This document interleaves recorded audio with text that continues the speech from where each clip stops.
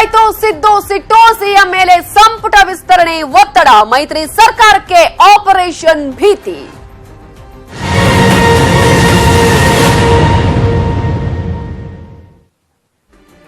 ದೋಸ್ತಿ ಸರ್ಕಾರಕ್ಕೆ full tension ಇದು. ಯಾಕಂದ್ರೆ ಸಂಪುಟ ವಿಸ್ತರಣೆ ಮಾಡಿದ್ರು ಕಷ್ಟ, ಸಂಪುಟ ವಿಸ್ತರಣೆ ಆಗದಿದ್ರು ಕೂಡ ಕಷ್ಟ ಅನ್ನುವಂತಹ ಪರಿಸ್ಥಿತಿ ಇಲ್ಲಿ ಇದೆ.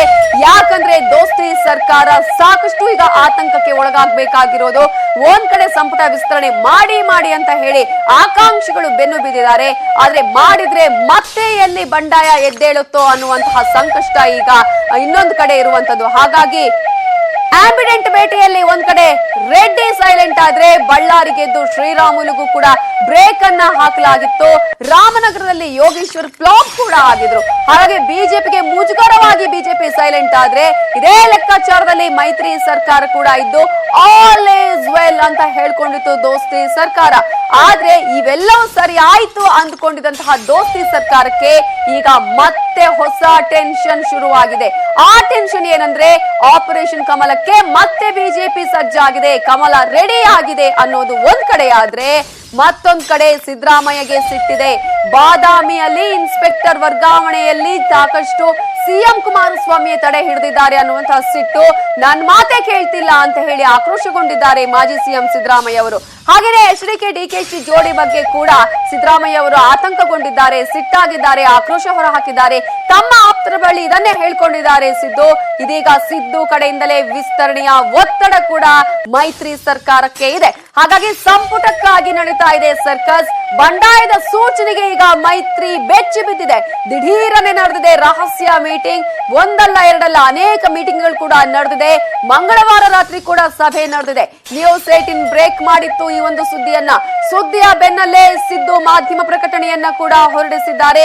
ನಾವು ಮೀಟಿಂಗ್ ಮಾಡಿದ್ದು ಹೌದು ಅನ್ನೋದನ್ನ ಕೂಡ ಒಪ್ಕೊಂಡಿದ್ದಾರೆ. ತಾಜ್ ವೆಸ್ಟ್ ಎಂಡ್ ಅಲ್ಲಿ ರಹಸ್ಯ ಮೀಟಿಂಗ್ ನಡೆದಿದ್ದು ಮಾಜಿ CM Siddaramaiah, CM H D. Kumaraswamy, ಮಾಜಿ ಪ್ರಧಾನಿ ಎಚ್.ಡಿ. ದೇವೇಗೌಡರು ಮೀಟಿಂಗ್ ಅಲ್ಲಿ ಪಾಲ್ಗೊಂಡಿದ್ರು. ಸಂಪುಟ ವಿಸ್ತರಣೆ ಬಗ್ಗೆನೇ ಈ ಸಂದರ್ಭದಲ್ಲಿ ಮಹತ್ವದ ಚರ್ಚೆ ಕೂಡ ಈ ಒಂದು ಮೀಟಿಂಗ್ ಅಲ್ಲಿ ನಡೆದಿದೆ. ಸಂಪುಟ ವಿಸ್ತರಣೆಗೆ ಮುಹೂರ್ತವನ್ನ ಫಿಕ್ಸ್ ಮಾಡುವ ಕುರಿತು ಕೂಡ ಇಲ್ಲಿ ಚರ್ಚೆಯಾಗಿದೆ. ಅಧಿವೇಶನಕ್ಕೂ ಮೊದಲೇ ವಿಸ್ತರಣೆ ಆಗಬೇಕು ಅನ್ನುವುದರ ಕುರಿತು ಕೂಡ ಅಲ್ಲಿ ಚರ್ಚೆ ನಡೆದಿದೆ. ಸಿದ್ದು, ಎಚ್.ಡಿ.ಡಿ, ಸಿಎಂ ಕೂಡ ಚರ್ಚೆಯನ್ನ ಮಾಡಿದ್ದಾರೆ. ಒಟ್ಟಾರೆ 2.5 ಗಂಟೆಗಳ ಕಾಲ ಈ ಒಂದು ಚರ್ಚೆ ನಡೆದಿದೆ. ನಿಗಮ ಮಂಡಳಿಯ ನೇಮಕ ಕೂಡ ಸಂದರ್ಭದಲ್ಲಿ ಪ್ರಸ್ತಾಪವನ್ನ ಮಾಡಲಾಗಿದೆ. ಮುಂದಿನ ವಾರ ಸಮನ್ವಯ ಸಮಿತಿ ಸಭೆಯನ್ನು ಕರೆಯಲಾಗಿದ್ದು ಆ ಸಮನ್ವಯ ಸಮಿತಿ ಸಭೆಯಲ್ಲಿ ಸಂಪುಟ ವಿಸ್ತರಣೆ ಆಗತ್ತಾ, ಆ ಒಂದು ವಿಚಾರ ಕೂಡ ಅಲ್ಲಿ ಚರ್ಚೆಗೆ ಬರುತ್ತಾ ಅನ್ನೋದು ಒಂದ್ ಕಡೆ ಆದ್ರೆ, ಮುಂದಿನ ವಾರ ದೆಹಲಿಗೆ ನಾಯಕರು ಹೋಗ್ತಿದ್ದಾರೆ. ಹೈಕಮಾಂಡ್ ಜೊತೆ ಈ ಬಗ್ಗೆ ಚರ್ಚೆಯನ್ನು ಕೂಡ ಮಾಡಲಿದ್ದಾರೆ. ಸಿದ್ದು ಕಾರ್ಯಾಲಯ ಈ ವಿಚಾರದ ಕುರಿತು ಕೂಡ ಪತ್ರಿಕಾ ಪ್ರಕಟಣೆಯನ್ನ ಹೊರಡಿಸಿದೆ. ಸಂಪುಟ ವಿಸ್ತರಣೆಯ ಆಸೆಯನ್ನ ತೋರಿಸಿದೆ ಈಗ ಮೈತ್ರಿ ಸರ್ಕಾರ.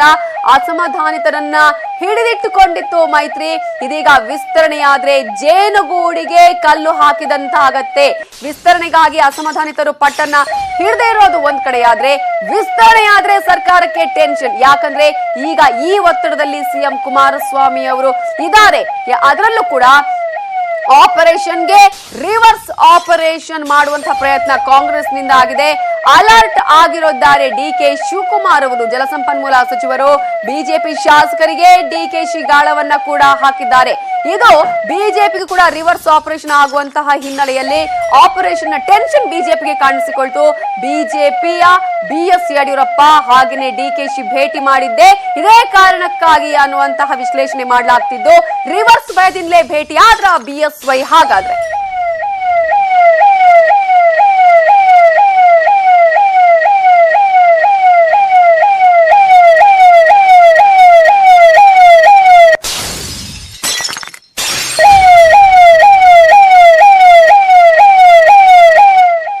ದೋಸ್ತಿಗೆ ಯಾವ ರೀತಿಯಾದಂತಹ ಟೆನ್ಷನ್ ಇದೆ. ಸಂಪುಟ ವಿಸ್ತರಣೆ ಮಾಡಿದ್ರು ಕಷ್ಟ, ಮಾಡದಿದ್ರು ಕಷ್ಟ. ಒಂದ್ ಕಡೆ ಸಿದ್ದು ಆಕ್ರೋಶ, ಇನ್ನೊಂದ್ ಕಡೆ ಬಿಜೆಪಿ ಆಪರೇಷನ್ ಕಮಲ.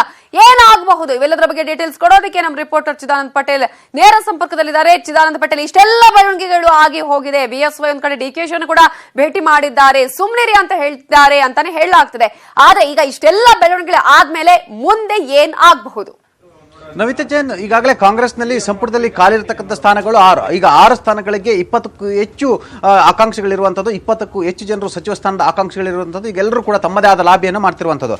ಮತ್ತೊಂದು ಕಡೆ ಈಗಾಗಲೇ ಯಾರಿಗೆಲ್ಲ ಸಚಿವ ಸ್ಥಾನ ಸಿಗಲ್ಲ ಅವರಿಗೆ ನಿಗಮ ಮಾಡ್ಲಿಕ್ಕೆ ಕೊಡ್ತೀವಿ ಅಂತೇಳಿ ಏನು ಈಗಾಗಲೇ ಮನವೊಲಿಸುವ ಪ್ರಯತ್ನ ಕೂಡ ಮುಂದುವರೆದಿರುವಂಥದ್ದು. ಇದರ ಬೆನ್ನಲ್ಲೇ ಒಂದು ವೇಳೆ ಸಂಪುಟ ವಿಸ್ತರಣೆ ಆದರೆ ಯಾರೆಲ್ಲ ಅಸಮಾಧಾನತಿದ್ದಾರೆ, ಯಾರಿಗೆ ಸಚಿವ ಸ್ಥಾನ ಸಿಗಲಿಲ್ಲ ಅವರೆಲ್ಲ ಬಂಡೇಳುವ ಸಾಧ್ಯತೆ ಇದೆ, ಅಸಮಾಧಾನಗೊಳ್ಳುವ ಸಾಧ್ಯತೆ ಇದೆ, ಬಂಡಾಯ ಹೇಳುವ ಸಾಧ್ಯತೆ ಇದೆ ಎಂಬ ಮಾತು ಕೂಡ ಕೇಳಿ ಬಂದಿರುವಂಥದ್ದು. ಈ ಸಂಬಂಧಪಟ್ಟ ಗುಪ್ತಚರ ಇಲಾಖೆ ಕೂಡ ಮುಖ್ಯಮಂತ್ರಿಗೆ ವರದಿಯನ್ನು ಕೊಟ್ಟಿರುವಂತಹ. ಒಂದು ವೇಳೆ ಸಂಪುಟ ವಿಸ್ತರಣೆ ಆದ್ರೆ ಖಂಡಿತವಾಗಿ ಕೂಡ ಕಾಂಗ್ರೆಸ್ನ ಅಸಮಾಧಾನಿತರು ಬಂಡ ಹೇಳ್ತಾರೆ, ಆ ಮುಖಾಂತರ ಆಪರೇಷನ್ ಕಮಲಕ್ಕೆ ಮತ್ತಷ್ಟು ಅನುಕೂಲ ಆಗುತ್ತೆ ಎಂಬ ಎಚ್ಚರಿಕೆಯನ್ನು ಕೊಟ್ಟಿರುವಂತದ್ದು. ಇದರ ಬೆನ್ನಲ್ಲೇ ನೀವು ಸಂಪುಟ ವಿಸ್ತರಣೆ ಮಾಡಲೇಬೇಕಂತೇಳಿ ಸಿದ್ದರಾಮಯ್ಯನವರು, ಮಾಜಿ ಪ್ರಧಾನಿ ಎಚ್ ಡಿ ದೇವೇಗೌಡ ಹಾಗೂ ಮುಖ್ಯಮಂತ್ರಿ ಎಚ್ ಡಿ ಕುಮಾರಸ್ವಾಮಿಗೆ ಒತ್ತಡ ಹಾಕಿರುವುದು. ಒಂದು ವೇಳೆ ನೀವು ಇದು ಸಂಪುಟ ವಿಸ್ತರಣೆ ಮಾಡಲಿಲ್ಲ ಅಂತ ಹೇಳಿದ್ರೆ ಇದೇ ಕಾರಣಕ್ಕೆ ಕಾಂಗ್ರೆಸ್ನ 15ಕ್ಕೂ ಹೆಚ್ಚು ಶಾಸಕರು ಬಿಜೆಪಿ ಹೋಗುವ ಸಾಧ್ಯತೆ ಇದೆ ಅಂತೇಳಿ ಎಚ್ಚರಿಕೆಯನ್ನು ಕೊಟ್ಟಿರುವಂತದ್ದು. ಒಟ್ಟಾರೆ ಒಂದು ಕಡೆ ಇದು ಎಂತ ಇಕ್ಕಟ್ಟಿನ ಸ್ಥಿತಿ ಅಂತ ಹೇಳಿದ್ರೆ, ಒಂದು ಕಡೆ ಸಂಪುಟ ವಿಸ್ತರಣೆ ಆದ್ರೂ ಕಷ್ಟ ಮತ್ತು ಆಗದೇ ಇದ್ರೂ ಕಷ್ಟ ಅಂತ ಸ್ಥಿತಿಯಲ್ಲಿ ಇದೀಗ ಮೈತ್ರಿ ಸರ್ಕಾರ ಇರುವಂತದ್ದು. Navita Jain, okay, thank you Chidan Patel ಡೀಟೇಲ್ಸ್ಗೆ. ಇನ್ನು ಗಮನಿಸಬಹುದು ಯಾವ ರೀತಿಯಂತ ಬೆಳವಣಿಗೆಗಳು ಆಗ್ತಾ ಇದೆ ಅನ್ನೋದನ್ನ. ಮಾಜಿ ಸಿಎಂ ಸಿದ್ದರಾಮಯ್ಯ ಅವರನ್ನ ಸೆಳೆಯೋದಕ್ಕೆ ಬಿಜೆಪಿ ಯತ್ನಿಸಿತ್ತ ಅನ್ನುವ